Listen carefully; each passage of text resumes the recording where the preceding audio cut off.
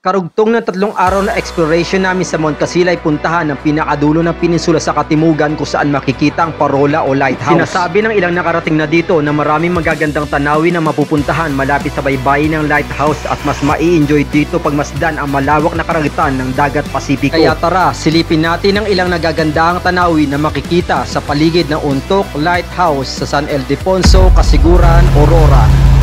Ay, bumangga na! Ano to?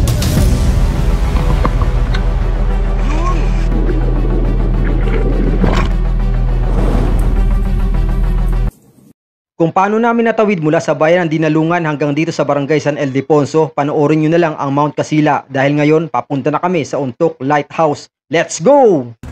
Maganda. Parang ang tourist ka na dito. Parang ayaw ko ng ano.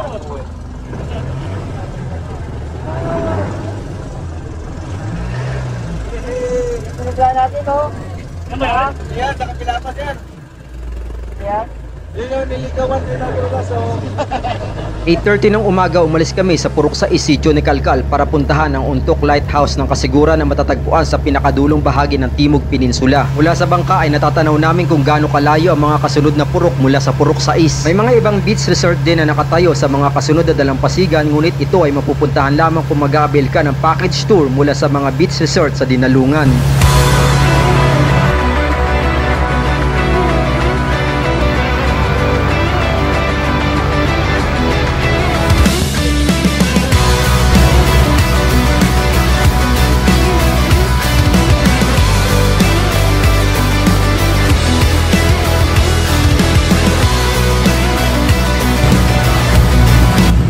Lapit na kami sa lighthouse ng Kasiguran.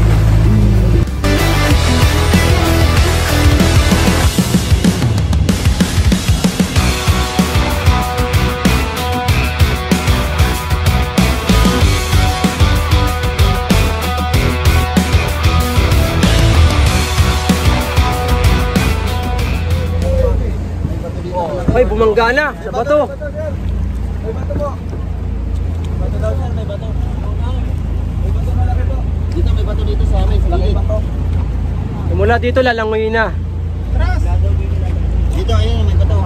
Gilid dito sa ano. Ay, mga ilang metro pa. So hanggang dito lang yung bangka. Halos 30 minutes narating namin ang pinakadulong peninsula ng katimugang bahagi. Ngunit ang problema, walang daungan ng bangka sa pinakamababaw na parte ng dalampasigan dahil sa malalaking bato ang nasa ilalim ng tubig. Malalim pa po. Di kaya na hanggang bewang. Kaya kinakailangan namin languyin mula sa bangka para makarating sa dalampasigan.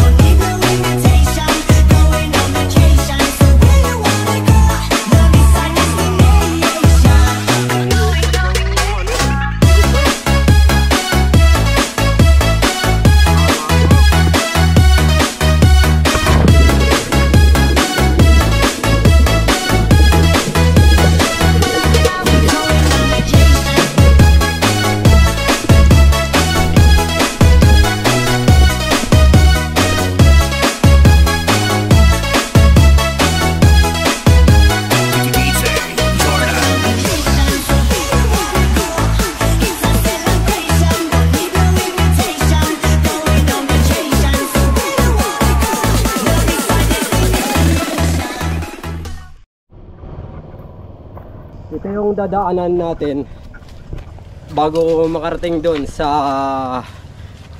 lighthouse. So madali lang naman ito, halos malapit na kami.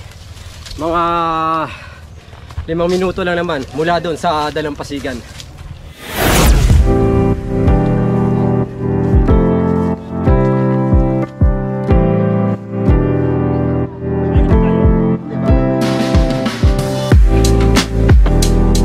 Pagdating sa taas, makikita ang malawak na parte ng asul na karagatan ng Pacific Ocean. Perfect ang view dito para sa mga mahilig sa picture taking. Lalo na kung maakyat siguro ang lighthouse. Sayang lang at may ilang taon na palang bawal pasukin at akyatin ito para sa kaligtasan ng mga nagpupunta rito dahil may ilang handrail na ang sira sa itaas. Nakakandado.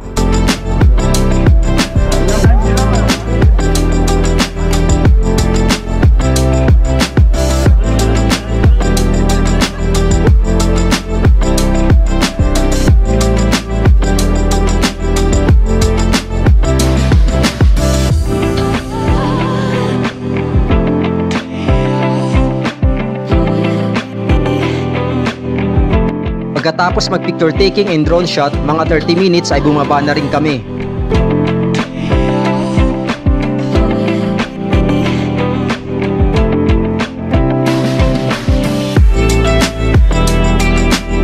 Habang nag-i-enjoy sa dalampasigan ng mga kasama ko, pinuntahan ko naman ang kabilang bahagi ng peninsula na nakaharap sa silangan.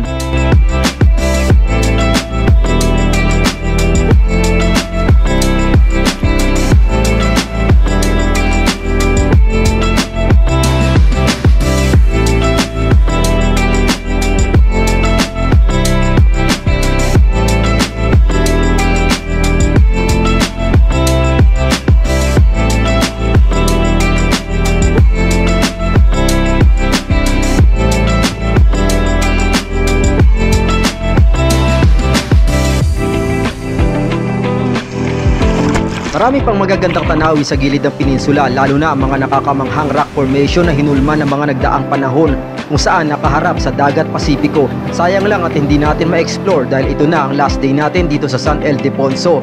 Hay, ang sarap sana mag-stay pa dito para damhin ang simoy ng hangin at makinig sa alon ng karagatan. Pero kailangan na nating bumalik, kaya naman eksaktong pagbalik ko ay pasakay na rin ang bangka ang mga kasama ko. Syempre, nilangoy ko na rin mula dito hanggang sa bangka. Sa aking paglalangoy, mas nakita ko ang malinaw na tubig dagat.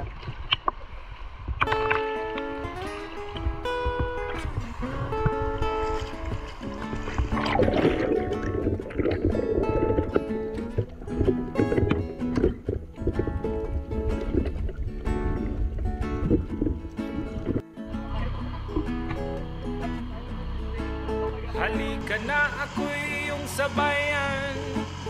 Hindi ka ba naiinditan? May alam akong lugar, tara na't ating puntahan. Doon ay may maraming likas na kagandahan at mga bagay na maglalaro sa iyong isipan. Halika na, sabay tayo, at kung sinong may gusto